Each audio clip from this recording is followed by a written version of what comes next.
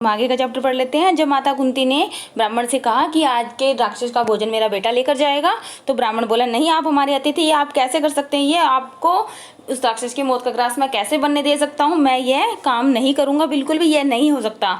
अब कुंती को यह डर था कि यदि ब्राह्मण ऐसा कुछ कहेगा, अगर ऐसी कोई बात फैल गई कि यहाँ जाएगा हमें, तो दुर्योधन उसके साथियों को पता लग जाएगा कि पांडव एक चक्रा नगरी में छुपे हुए हैं। इसलिए उसने ब्राह्मण को कह दिया कि इस बात को चुपचाप ही रखना, किसी से भी नहीं कहना, गुप्त रखनी है यह बात।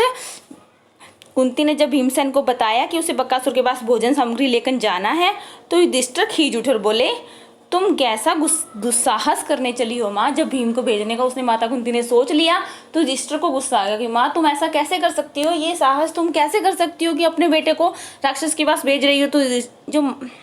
तो कुंती बोली, बेटा, मुझे इतना पता है कि मैंने ब्राह्मण के घर में काफ़ी दिन आराम से बिताए और हमें इसका मूल्य चुकाना है। उसने हम पर काफ़ी एक तरह से कर्ज चढ़ा दिया है, इतने एहसान कर दिए हैं, तो हमें जब हमारा एक तरह से आया है कि हमें उसकी मदद करनी चाहिए, तो हमें जब मौका मिल गया है तो हमें इसकी मदद अवश्य करनी चाहिए और हमें करनी ही होगी।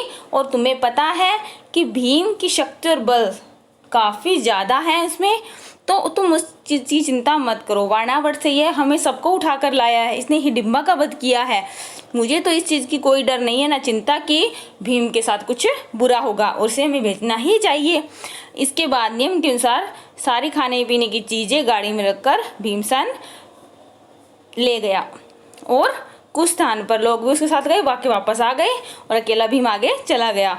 उधर राक्षस काफी देर हो गई थी, भूख के मारे तड़प रहा था, और वह क्रोध के साथ जब गुफा के बाहर आया तो देखा कि मोटा सा व्यक्ति जो कि भीम थे, वो आराम से बैठे हुए भोजन कर रहे हैं। जो राक्षस के लिए भोजन दिया था वो खुद भीम कर रहे थे।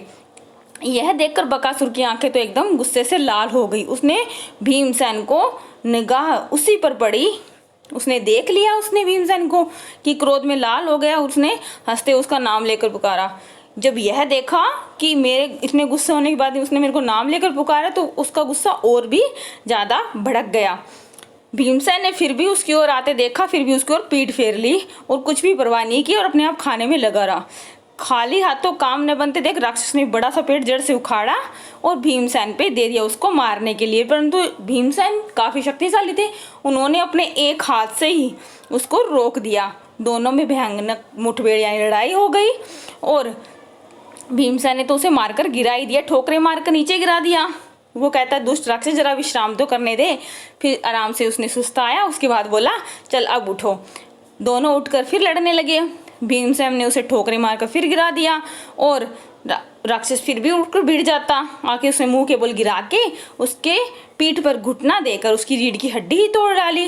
राक्षस चीख उठा दर्द के मारे, उसके प्राण पखेरु उड़ गए, यानी वो मर गया।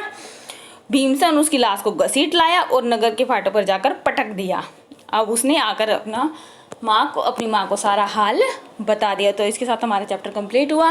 राक्षस बकासुर की मृत्यु भी हो गई और ये चैप्टर भी आपका कंप्लीट हुआ।